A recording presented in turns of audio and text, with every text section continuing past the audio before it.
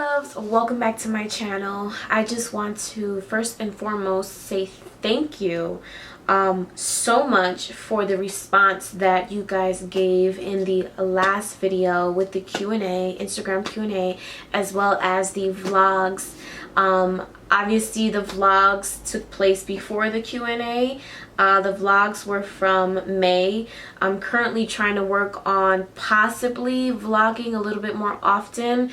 Like I expressed in the vlogs, it's a little awkward and it's different for me to kind of like start vlogging again by myself. Curtis and I actually had our own vlogging channel, and I believe it's attached to my YouTube channel. I mean, obviously there's nothing to be posted there anymore. What that chapter was what it was. And it was our lives together, so I would never post anything else on there because I feel like I would be kind of editing the story in a way. But I just want to say thank you for the response and for the feedback, and I just want you to know that even if I don't ever get to your comment or question, I read everything and I take it all in, and I just want to say thank you for taking your time out to even watch the video, because I was like, this Q&A is long. Even the vlog, I obviously split it in two, and I felt like that was the better decision. But before I actually get into the video, I want to address the obvious, which is my hair. I watched a random tutorial with my niece the other day, and we literally went to the beauty supply store and was like, let's do it. So we ended up doing it. I'll actually just link the tutorial in the description box because I felt like she did an amazing job explaining how to do this hair. So if you're interested, just check that out. So I wasn't I don't want to say I wasn't looking forward to kind of filming this type of video. It was more so I felt the pull and the strain to make this video. Literally everything was going wrong. Like, I lost the natural lighting. My eye is tearing up. I just posted on Snapchat that my eye does not stop tearing up. I have no idea why. So it's like messing up all my makeup, but it's okay. I finished this book today, amazing book by Sarah Jakes Roberts, and it's called Don't Settle for Safe. And I did mention it in my vlog, and I did finally finish reading it. I'm a bit of a slower reader because I do take my time and clearly take notes and just destroy the book. Basically, I feel like that's what it's for. You take notes. But anyway, something that she says on page 173 really propelled me to sit down and film this video. And it was, your wounds are someone else's lesson. We need you to teach them. And that's like the only thing that I'll read, because honestly, if I continue to even read, we'll both be crying here right now. The book has changed so many facets of my mindset. That's a whole nother thing. But that propelled me to make this video. And like I said, I do not want this to be like long and drawn out.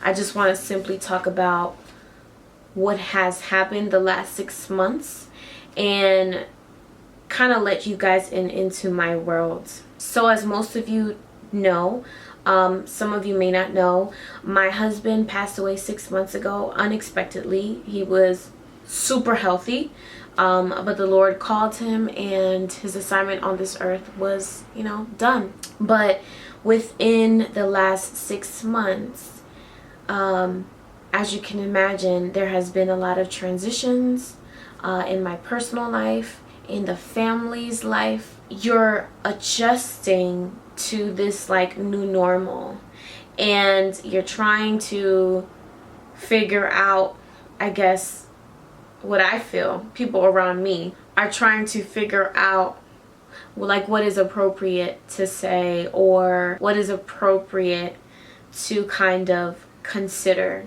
And what I mean by that is, naturally, I'll go just right straight into it. Naturally, you know, I was 26 at the time. I am 27 now. I just turned 27 in May. And I am essentially a widow. I'm a widow. And it has, I'm not gonna lie, it has throughout this healing process and grieving, it has taken me a very long time to even have those words come out of my mouth, because I feel like it's such a daunting reality. It's such a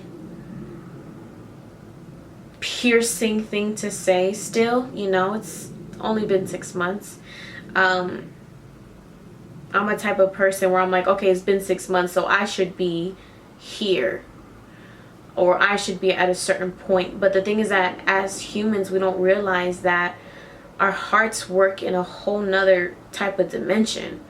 And so we can't match our heart rate, our heart healing rate to time, because there's no formula to how we heal. I wish there was, but there really isn't.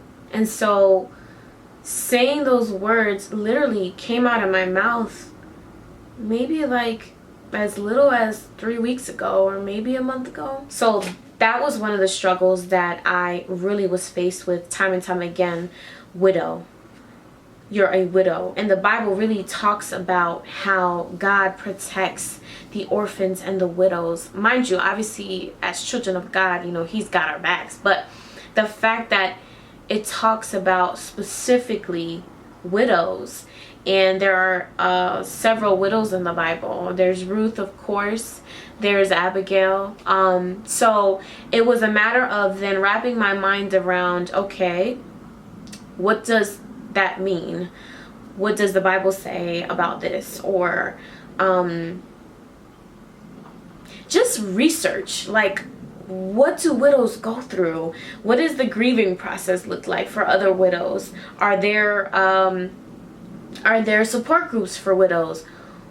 What type of, like, what is this? You know, what is this world? There's a world out there. There are people out there that are widows and widowers, and I had no idea. And you know, with this happening, it kind of just opened me up to this whole new thing where I'm like, wow, like I'm actually, you know, this. One of the comments that I get, and I think I did briefly like mention it in the Q&A, was like, you know, people telling me, but you're young. You know, but you're young. I think it's a lot of rewiring that happens in my mentality to think, okay, Curtis was the one. He was the one. The only thing is that our forever didn't look like what I thought it was going to be. And that is that right there, that moment in my mind is where the letting go and the transitioning into whatever it is that God has for me, that's exactly what I'm here for and nothing else. And so kind of transitioning into my growth in the last 6 months and how I started into how I am right now, or how I've progressed in my healing process, I feel like I am a different person. I mean, like, I have completely changed. This has completely altered, changed everything about who I am, my dreams, my goals, my view and outlook on everything. I think prior to Curtis passing away, I do remember experiencing a season where my relationship with God just was on a whole nother level. Like, you know, I grew up in church, and I feel like I just had a very like, okay, I go to church, I believe in Christ, and you know, I felt like I had a good relationship with him, but I feel like my communication on my behalf was not what it could have been and it should have been. Because as much as I was nourishing the relationship that I had with Curtis as his wife, I should have been giving God the utmost attention as well as he deserves. And I feel like being a wife took over a lot of my attention, which is crazy, right?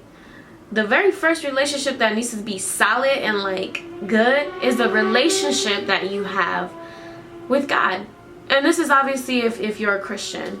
And I remember dealing with that. And so my relationship with God really changed a whole lot. And then this happens. Then this totally shifts everything. And I think that I understand God in a whole nother level, in a whole nother way. And it probably doesn't make sense to a lot of you. But when you know, when you're in it and you know all of the intricacies and details of your life, you then understand, like, God, wow, you really do work in mysterious ways. And you know what? I'm not going to doubt what you just did here. I'm just going to trust that I know exactly what you're doing. There are moments that I'm like, okay, what just happened here? But those moments are outweighed by the facts of what I believe. And I have grown a lot in the last 6 months because of it, because of the heartbreak. And I feel like the book that I mentioned earlier played a pivotal role in trying to understand my mentality in this season, and just really spending time with God. I hope that this video kind of touched on some things. Of course, a lot of you know that I did move back in with my parents for now.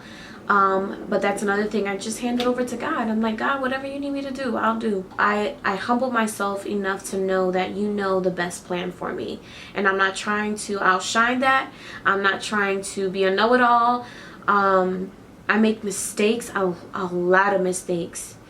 And it's just a matter of forgiving myself and allowing myself to move forward and not staying stuck in those mistakes. And so at this moment,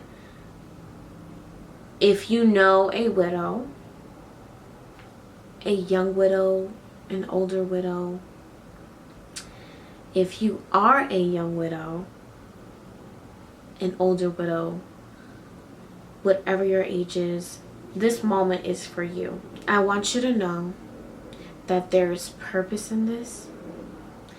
That God is holding all the pieces of your heart together in his never failing hands, and his light is shining this path of healing for us. Know that he has everything mapped out and strategized to the T.